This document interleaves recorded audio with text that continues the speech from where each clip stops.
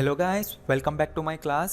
So ಇವತ್ತಿನ ಕ್ಲಾಸ್ನಲ್ಲಿ ತುಂಬ ಇಂಪಾರ್ಟೆಂಟ್ ಆದಂಥ ಟಾಪಿಕ್ ನಾನು ಹೇಳ್ಕೊಡ್ತಾ ಇದ್ದೀನಿ. ಈ ಸ್ಟ್ರಕ್ಚರ್ ನೋಡಿ, am to verb, is to verb, are to verb, ಅಂದರೆ ಬಿ ಟು ವರ್ಬ್ ಸ್ಟ್ರಕ್ಚರ್ನಲ್ಲಿ ಹೇಗೆ ಸೆಂಟೆನ್ಸ್ ಮಾಡಬೇಕು, ಏನು ಮೀನಿಂಗ್ ಕೊಡುತ್ತೆ ಅಂತ.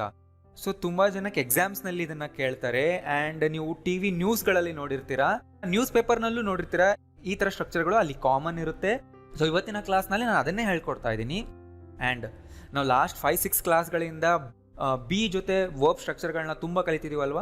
ನಿಮ್ಗೆ ಕನ್ಫ್ಯೂಷನ್ ಇದ್ದರೆ ನಾ ಎಲ್ಲ ಸ್ಟ್ರಕ್ಚರ್ಗಳನ್ನ ಇವತ್ತು ಒಂದೇ ಸ್ಲೈಡ್ನಲ್ಲಿ ಕಂಪೇರ್ ಮಾಡಿ ಡಿಫ್ರೆನ್ಸ್ನ ಕೂಡ ಹೇಳ್ಕೊಡ್ತಾ ಇದ್ದೀನಿ ಲಾಸ್ಟ್ನಲ್ಲಿ. ಸೊ ಈ ವಿಡಿಯೋ ತುಂಬ ಇಂಪಾರ್ಟೆಂಟ್, ಎಂಡ್ವರೆಗೂ ನೋಡಿ. ಸೊ ಇವತ್ತಿನ ಕ್ಲಾಸ್ನಲ್ಲಿ ನಾನು ಹೇಳ್ಕೊಡ್ತಾ ಇರೋದು ಬಿ ಟು ಪ್ರೆಸೆಂಟ್ ವರ್ಬ್. ನೋಡಿ, ಬಿ ಮತ್ತು ಟು ಮಧ್ಯದಲ್ಲಿ ಯಾವ ವರ್ಡ್ ಕೂಡ ಬರ್ತಿಲ್ಲ. I am to, he is to, she is to, you are to, we are to ಮುಂದೆ ನಾವು ಪ್ರೆಸೆಂಟ್ ವರ್ಬ್ ಹಾಕ್ತೀವಿ. ಅಫಿಷಿಯಲ್ ಆ್ಯಂಡ್ ಫಾರ್ಮಲ್ ವೇಸ್ನಲ್ಲಿ ಈ ಸ್ಟ್ರಕ್ಚರ್ನ ಯೂಸ್ ಮಾಡ್ತೀವಿ ಇವುಗಳನ್ನ ಹೇಳೋದಕ್ಕೆ. ಆಬ್ಲಿಗೇಷನ್ಸ್ ಅಂದರೆ ಕರ್ತವ್ಯಗಳು, ಡ್ಯೂಟಿಗಳನ್ನ ಹೇಳೋದಕ್ಕೆ, ಬೇರೆಯವ್ರಿಗೆ ಕಮ್ಯಾಂಡ್ ಇನ್ಸ್ಟ್ರಕ್ಷನ್ ಕೊಡೋದಕ್ಕೆ, ರೈಟ್, ಫಾರ್ಮಲ್ ವೇನಲ್ಲಿ, ಅಫಿಷಿಯಲ್ ಸಿಚುವೇಶನ್ಗಳಲ್ಲಿ. ಆ್ಯಂಡ್ ಫ್ಯೂಚರ್ನಲ್ಲಿ ಪ್ಲಾನ್ ಆಗಿರೋ ಈವೆಂಟ್ಸ್ಗಳನ್ನ ಅನೌನ್ಸ್ ಮಾಡೋದಕ್ಕೂ ಹೇಳೋದಕ್ಕೂ ಕೂಡ ನಾವು ಇದೇ ಸ್ಟ್ರಕ್ಚರ್ನೇ ಯೂಸ್ ಮಾಡ್ತೀವಿ. ರೈಟ್, ಗೊತ್ತಾಯ್ತಲ್ಲ? ಸೊ ಈ ಸ್ಟ್ರಕ್ಚರ್ನ ನೀವು ಯೂಸ್ ಮಾಡುವಾಗ ನೆನ್ಪಿಟ್ಕೊಳ್ಬೇಕಾಗಿರೋ ಪಾಯಿಂಟ್ ಏನಂದರೆ, ಈ ಸ್ಟ್ರಕ್ಚರ್ ಅಫಿಷಿಯಲ್ ಆ್ಯಂಡ್ ಫಾರ್ಮಲ್ನಲ್ಲಿ ತುಂಬ ಯೂಸ್ ಆಗುತ್ತೆ. ರೈಟ್, ಸ್ಪೋಕನ್ ಇಂಗ್ಲೀಷ್ನಲ್ಲಿ ನಾವು ಡೈಲಿ ರೊಟೀನ್ನಲ್ಲಿ ಅಷ್ಟು ಕಾಮನ್ ಅಲ್ಲ ಈ ಥರ ಸ್ಟ್ರಕ್ಚರ್ಗಳು ಯೂಸ್ ಮಾಡೋದು.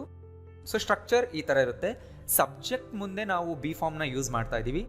I am, he, she is, we are, they are, he was, I was, you were, we were ಮುಂದೆ ನಾವು ಟು ಹಾಕ್ತಾ ಇದ್ದೀವಿ. ನೋಡಿ, ಇಲ್ಲಿ ಸ್ಟ್ರಕ್ಚರ್ ನಿಮ್ಗೆ ಅನ್ಯೂಶುವಲ್ ಥರ ಕಾಣಿಸ್ಬೋದು, ವರ್ಡ್ ಏನೋ ಮಿಸ್ ಆಗಿದೆ ಅಂತ. ನೋ, ಕರೆಕ್ಟ್ ಆಗಿದೆ. ಇದ್ರ ಮುಂದೆ ನಾವು ಪ್ರೆಸೆಂಟ್ ವರ್ಬ್ ಹಾಕ್ತೀವಿ. ರೈಟ್, ಎಕ್ಸಾಂಪಲ್ ನೋಡಿ ಗೊತ್ತಾಗ್ಬಿಡುತ್ತೆ. You are to arrive by 8:30. ನೋಡಿ, ಯು ಆರ್ ಮುಂದೆ ಡೈರೆಕ್ಟ್ ಟು ಬರ್ತಿದೆ. ಮೊದಲೇನು ಬರ್ತಿತ್ತು? You are suppose to, you are due to, you are about to, you are meant to. ಆ ಎಲ್ಲ ಕಂಪ್ಯಾರಿಸನ್ ಡಿಫ್ರೆನ್ಸ್ನ ನಾನು ಲಾಸ್ಟ್ನಲ್ಲಿ ಹೇಳ್ತೀನಿ.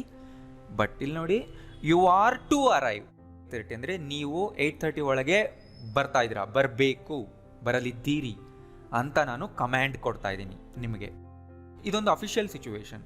ಅಂದರೆ ಕಂಪನಿಗಳಲ್ಲಿ ನೀವು ಸ್ಟಾಫ್ಗೆ ಹೇಳೋವಾಗ ಈ ಥರ ಅನೌನ್ಸ್ ಮಾಡ್ಬೋದು, ಅಥವಾ ಕಂಪನಿ ಬಾಸ್ ಅನೌನ್ಸ್ಮೆಂಟ್ನಲ್ಲಿ ಈ ಥರ ಬರೆದಿರ್ಬೋದು, ಇಮೇಲ್ನಲ್ಲಿ ಈ ಥರ ಬರೆದಿರ್ಬೋದು, ನಿಮಗೆ ಟೆಕ್ಸ್ಟ್ ಮಾಡಿದಾಗ ಈ ಥರ ಬರೆದಿರ್ಬೋದು. ನೀವು ಬರಬೇಕು ಅಂತಲೇ ಅರ್ಥ, ಅದು ನೀವು ಬರಲಿದ್ದೀರಿ ಅಂತಲೇ ಅರ್ಥ. ಅನೌನ್ಸ್ ಮಾಡ್ತಾ ಇದ್ದಾರೆ, ಕಮೆಂಟ್ ಕೂಡ ಮಾಡ್ತಾ ಇದ್ದಾರೆ. ಈ ಥರ ಹೇಳ್ಬೋದಾ? You have to arrive by 8:30 ಅಂತ. ಎಸ್, ಅದು ಕೂಡ ಕರೆಕ್ಟೇ. ಇದಕ್ಕಿಂತ ಸ್ಟ್ರಾಂಗ್ ಆದಂಥ ಸೆಂಟೆನ್ಸ್ ಆ್ಯಂಡ್ ಅಫಿಷಿಯಲ್ ಆಗಿ ಇರೋವಂಥ ಸೆಂಟೆನ್ಸ್ ಇದು. ರೈಟ್, ಅಷ್ಟೇ difference. You are not to tell anyone. ಇಲ್ಲಿ ನೆಗೆಟಿವ್ ಇದೆ ಅಷ್ಟೇ. You are not to tell anyone, ನೀವು ಯಾರಿಗೂ ಹೇಳೋ ಹಾಗಿಲ್ಲ. ಹೇಳಬಾರ್ದು ಅಂತ ಹೇಳ್ತಿಲ್ಲ, ನೀವು ಹೇಳೋ ಹಾಗೆ ಇಲ್ಲ. ಅಂದರೆ ನಾನು ನಿಮಗೆ ಇನ್ಸ್ಟ್ರಕ್ಷನ್ ಕೊಡ್ತಾ ಇದ್ದೀನಿ, ನೀವು ಇದನ್ನು ಹೇಳಬಾರ್ದು, ಇದೊಂದು ಅಫಿಷಿಯಲ್ ಮ್ಯಾಟರ್. ಆ ರೀತಿ ಸ್ಟ್ರಕ್ಚರ್ ನೋಡಿ. You are to arrive, you are not to tell. Sanju is to lead the team. Sanju ಟೀಮ್ನ ಲೀಡ್ ಮಾಡಲಿದ್ದಾರೆ. ಓಕೆ, ನಾನು ಅನೌನ್ಸ್ಮೆಂಟ್ ಮಾಡ್ತಾ ಇದ್ದೀನಿ, ಮಾಡಬೇಕು ಅಂತ ಅವ್ರಿಗೆ ಹೇಳ್ತಾನೂ ಇದ್ದೀನಿ. ರೈಟ್, ಅವ್ರು ಮಾಡ್ತಾ ಇದ್ದಾರೆ, ನೀವೆಲ್ಲರೂ ರೆಡಿಯಾಗಿ ಅಂತ. ಅಥವಾ ಸಂಜುಗೆ ನಾನು ಹೇಳ್ತಾ ಇದ್ದೀನಿ, ಸಂಜು ನೀವು ಟೀಮ್ನ ಲೀಡ್ ಮಾಡ್ತಾ ಇದ್ದೀರಾ. ಡೈರೆಕ್ಟಾಗಿ ಅವ್ರಿಗೂ ಹೇಳೋವಾಗ್ಲೂ ಹೇಳಿ, ಅನೌನ್ಸ್ ಮಾಡೋವಾಗ್ಲೂ ಹೇಳ್ಬೋದು ಇದನ್ನು. ಸಂಜು ಟೀಮ್ನ ಲೀಡ್ ಮಾಡ್ತಾ ಇದ್ದಾರೆ, Sanju is to lead the team. Right, work is to begin this week. ಪ್ರಾರಂಭವಾಗಲಿದೆ. Announcement, official announcement. You are not to do that again, ನೀವು ಅದನ್ನು ಮತ್ತೆ ಮಾಡೋ ಹಾಗಿಲ್ಲ. ರೈಟ್, ಕಮ್ಯಾಂಡ್ ಕೊಡ್ತಾ ಇದ್ದೀನಿ. ಸೊ ನೋಡಿ, ನೀವು ಅನ್ನೋ ವರ್ಡ್ ಯೂಸ್ ಮಾಡ್ತಾ ಇದ್ದೀನಿ ನಾನಲ್ಲಿ. ನೀನು ಅಂತ ಹೇಳ್ತಿಲ್ಲ. ನೀನು ಅಂದರೆ ತುಂಬ ಕ್ಯಾಶುವಲ್ ಆಗುತ್ತೆ ಅಲ್ವಾ. ನಾನು ಯೂಸ್ ಮಾಡ್ತಿರೋದೇನು, ನೀವು ಅಂತ. ಅಫಿಷಿಯಲ್ ಆಗಿ ಅದೇ ಥರ ರೆಸ್ಪೆಕ್ಟ್ಫುಲ್ಲಾಗಿ ಮಾತಾಡ್ತಾರಲ್ವಾ. ಸೊ ಕನ್ನಡದಲ್ಲಿ ಈ ಥರ ನೀವು ಮಾಡುವ ಹಾಗಿಲ್ಲ, ನೀವು ಇದನ್ನು ಮಾಡಬೇಕು ಅಂತ ಹೇಳುವಾಗೆಲ್ಲ ಈ ಥರ ಸ್ಟ್ರಕ್ಚರ್ ನೀವು ಯೂಸ್ ಮಾಡ್ಬೋದು. ಯು ಹ್ಯಾವ್ ಟು ಅಂದರೆ ಏನಾಗುತ್ತೆ? ಯು ಹ್ಯಾವ್ ಟು ನಲ್ಲಿ ನೀನು ಮಾಡಲೇಬೇಕು ಅಂದರೆ ಅದರಲ್ಲಿ ರೂಲ್ ಇದೆ, ನೀನು ಮಾಡಲೇಬೇಕು ಅಂದರೆ ಏನು ಸ್ವಲ್ಪ ಪೊಲೈಟ್ನೆಸ್ ಕಡಿಮೆ ಆಗುತ್ತೆ ಸ್ವಲ್ಪ. ಬಟ್ ಇಲ್ಲಿ ಪೊಲೈಟ್ನೆಸ್ ಕೂಡ ಇದೆ. What am I to do? ಇದು WH ಫಾರ್ಮ್ನಲ್ಲಿ ನಾನು ಕ್ವಶನ್ ಮಾಡಿದ್ದೀನಿ. ನಾನೇನು ಮಾಡಬೇಕು, ನಾನೇನನ್ನು ಮಾಡಬೇಕು, ಇದು ಫಾರ್ಮಲ್ ವೇನಲ್ಲಿ ಕೇಳೋದು. ಅಂದರೆ ನಾನು ಏನು ಮಾಡಬೇಕಾದಂತಹ ಡ್ಯೂಟಿ ಇದೆ, ನನ್ನ ಕೆಲಸ ಏನು ಹೇಳಿ ಅಂತ ಕೇಳ್ತಾ ಇದ್ದೀವಿ. Right, what should I do ಅಂತ ಕೇಳಿದ್ರಲ್ವಾ. ವಾಟ್ ಶುಡ್ ಐ ಡೂ ಅದು ಅಡ್ವೈಸ್ ಕೇಳೋದು. ಅದೇ ಥರದ್ದೇ what am I to do, right, ನಾನು ಏನು ಮಾಡಬೇಕು. ಸೊ ಮೇಲಿರೋ ಸೆಂಟೆನ್ಸ್ನ ನಾನು WH ಮಾಡಿದ್ದೀನಿ. ನೆಗೆಟಿವ್ ಮಾಡೋದು, WH ಮಾಡೋದು, ಈ ಸ್ಟ್ರಕ್ಚರ್ಗಳನ್ನೆಲ್ಲ ನಾನು ಡೀಪಾಗಿ ಬಿಗಿನಿಂಗ್ ಕ್ಲಾಸ್ಗಳಲ್ಲೇ ಹೇಳಿದ್ದೀನಿ. ಕ್ಲಾಸ್ ನಂಬರ್ 10, 11, 12, 13 ಫಾರ್ಮ್ನ ಚೇಂಜ್ ಮಾಡೋದು ಅಲ್ಲಿ ಹೇಳ್ಕೊಟ್ಟಿದ್ದೀನಿ. ಆದ್ದರಿಂದ ನಾನು ಇಲ್ಲಿ ಎಕ್ಸಾಂಪಲ್ಸ್ನಲ್ಲಿ ಅದನ್ನು ಡಿಸ್ಕಸ್ ಮಾಡ್ತಿಲ್ಲ. Ravi is to contact the Delhi office. Okay, ನಿಮ್ಗೆ ಇಲ್ಲಿ ಯಾರಿಗಾದ್ರೂ ಡೌಟ್ ಬರ್ಬೋದು, ಡೆಲ್ಲಿ ಹಿಂದೆ ದ ಬರ್ಬೋದಾ? ನಾವು ಹೇಳಿದ್ದೆ ಸಿಟಿ ನೇಮ್ಗಳ ಹಿಂದೆ, ಕಂಟ್ರಿ ನೇಮ್ ಹಿಂದೆ ದ ಹಾಕಬಾರ್ದು ಅಂತ. ಇಲ್ಲಿ ಡೆಲ್ಲಿ ಬಗ್ಗೆ ನಾವು ಮಾತಾಡ್ತಿಲ್ಲ, ಡೆಲ್ಲಿ ಆಫೀಸ್ ಬಗ್ಗೆ ಮಾತಾಡ್ತಿರೋದು. ಸೊ ಡೆಲ್ಲಿ ಆಫೀಸ್ ಅನ್ನೋದು ಒಂದು ಸಿಂಗಲ್ ವರ್ಡ್, ಅದ್ರ ಹಿಂದೆ ದ ಬರ್ತಾ ಇದೆ. ಇಲ್ಲಿ ಆಫೀಸ್ ಹಿಂದೆ ದ ಬರ್ತಾ ಇದೆ ಅಂದ್ಕೊಳ್ಳಿ. ಎಂಥ ಆಫೀಸ್ ಅಂದರೆ ಡೆಲ್ಲಿ ಆಫೀಸ್ ಅಷ್ಟೇ. ಡೆಲ್ಲಿ ಅನ್ನೋ ಸಿಟಿ ಅಲ್ಲ ಇದು. All students are to take this exam. ಎಲ್ಲ ಸ್ಟೂಡೆಂಟ್ಗಳು ಈ ಎಕ್ಸಾಮ್ನ ತೆಗೆದುಕೊಳ್ಳಬೇಕಾಗಿದೆ. ಓಕೆ, ಇನ್ಸ್ಟ್ರಕ್ಷನ್ ಕೊಡ್ತಾ ಇದ್ದೀನಿ ನನ್ನ ಸ್ಟೂಡೆಂಟ್ಸ್ಗೆ, ಅಂದರೆ ಅರ್ಥ ಅವ್ರು ತಗೊಳ್ತಾ ಇದ್ದಾರೆ, ನೀವು ತಗೊಳ್ಳೇಬೇಕು ಅನ್ನೋದೇ. Mister Ravi is to speak at the meeting.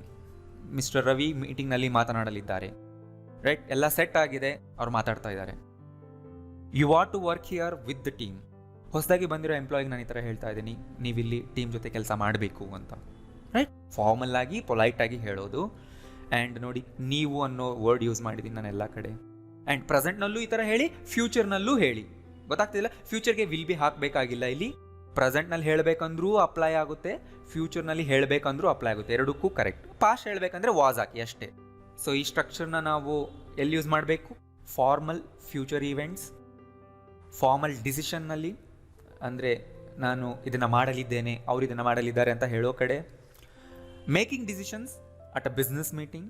Business ಮೀಟಿಂಗ್ನಲ್ಲಿ ನೀವು ಡಿಸಿಷನ್ ತೊಗೊಳ್ಳೋವಾಗ ಈ ಥರ ಹೇಳ್ಬೋದು.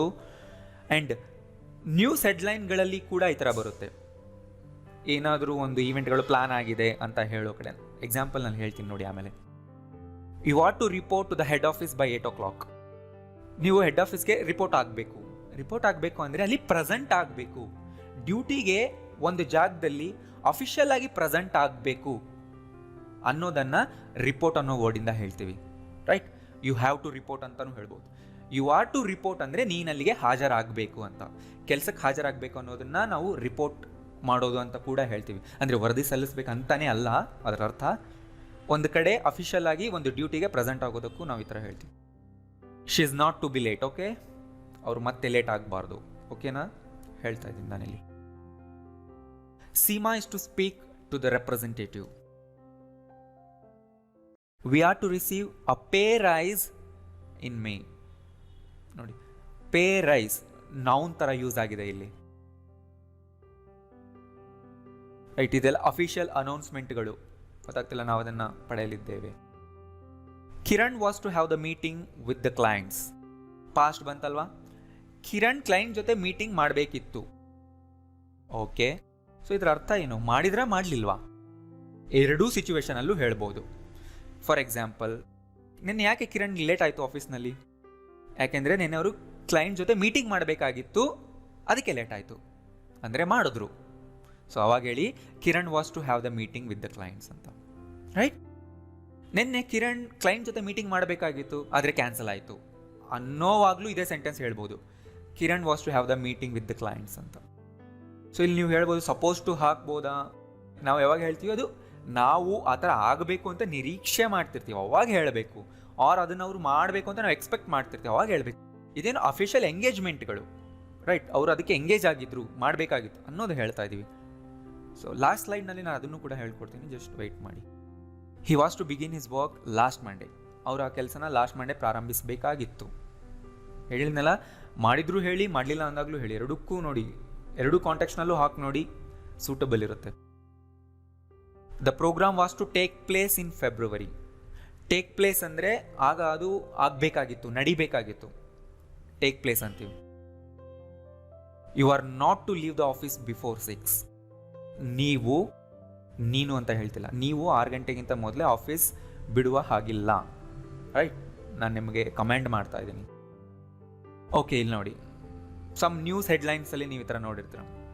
The finance minister is to present the budget in February.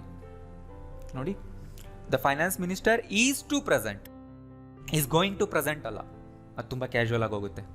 ಅದೇ ಸೆಂಟೆನ್ಸ್ನ ಈ ಥರ ಹೇಳ್ತಾ ಇದ್ದೀನಿ, is to present the budget in February.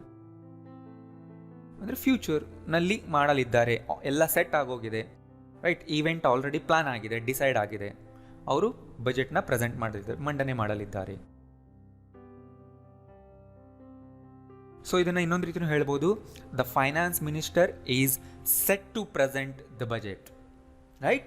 Set to ಅಂತಲೂ ಹೇಳ್ಬೋದು. ಯಾವಾಗ ಹೇಳ್ಬೋದು ಅಂದರೆ ಫ್ಯೂಚರ್ ಈವೆಂಟ್ಸ್ ಮಾಡೋದಕ್ಕೆ ಆಲ್ರೆಡಿ ಪ್ಲಾನ್ ಆಗಿದ್ರೆ. ಇದು ಕೂಡ correct. Both formally and informally set to ನ ಯೂಸ್ ಮಾಡ್ಬೋದು. ಯಾವಾಗಂದರೆ ಫ್ಯೂಚರ್ ಇವೆಂಟ್ಸ್ ಪ್ಲಾನ್ ಆಗಿದ್ರೆ. ಆಮೇಲೆ ಎಲ್ಲಾದರೂ ಒಂದು ಕಡೆ ಬರ್ಕೊಳ್ಳಿ. The election is to take place on October 2nd. ಇನ್ನಲ್ಲ, ಸೆಕೆಂಡ್ ಬಂತಲ್ವಾ, ಆನ್ October 2nd. October 2ರಂದು ಎಲೆಕ್ಷನ್ ನಡೆಯಲಿದೆ. ಇದು ಅನೌನ್ಸ್ಮೆಂಟ್ ಮಾಡ್ತಾ ಇದ್ದೀವಿ. ನ್ಯೂಸ್ನಲ್ಲಿ ಅನೌನ್ಸ್ಮೆಂಟ್ ಈ ಥರನೇ ಇರುತ್ತೆ, ನಡೆಯಲಿದೆ ಅಂದರೆ ಆಲ್ರೆಡಿ ಪ್ಲಾನ್ ಆಗಿದೆ. CM is to have talks with the ministers today. ನೋಡಿ, ಅಂದಿರ್ಥ CM is going to have talks, ನಡೆಸಲಿದ್ದಾರೆ. ದ ಅಕ್ಯೂಸ್ಡ್ ಅಂದರೆ ನೌನ್ ಇಲ್ಲಿ, ಅಂದರೆ ಆರೋಪಿ, ರೈಟ್.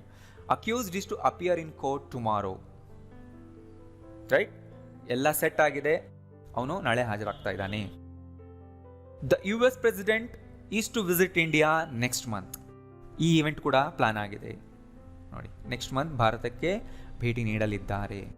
ಆ್ಯಂಡ್ ತುಂಬ ಸರಿ ನ್ಯೂಸ್ನಲ್ಲಿ ಆ್ಯಂಡ್ ನ್ಯೂಸ್ ಪೇಪರ್ ಹೆಡ್ಲೈನಲ್ಲಿ ಇಸ್ ಇರೋದೇ ಇಲ್ಲ, ರೈಟ್. ಇಸ್ನ ಡ್ರಾಪ್ ಮಾಡಿರ್ತಾರೆ, ಅಂದರೆ ಸೆಂಟೆನ್ಸ್ನ ಇನ್ನೂ ಶಾರ್ಟ್ ಮಾಡೋದಕ್ಕೆ. ಈ ಥರ the US president to visit India next month ಅಂತ. ಇಲ್ಲಿ ಯಾಕೆ ಇಸ್ ಇಲ್ಲ? ಎಸ್, ಇಸ್ನ ಡ್ರಾಪ್ ಮಾಡಿದರೆ ಸೆಂಟೆನ್ಸ್ನ ಶಾರ್ಟ್ ಮಾಡೋದಕ್ಕಷ್ಟೇ. ಅದು ಕೂಡ ಕರೆಕ್ಟೇ.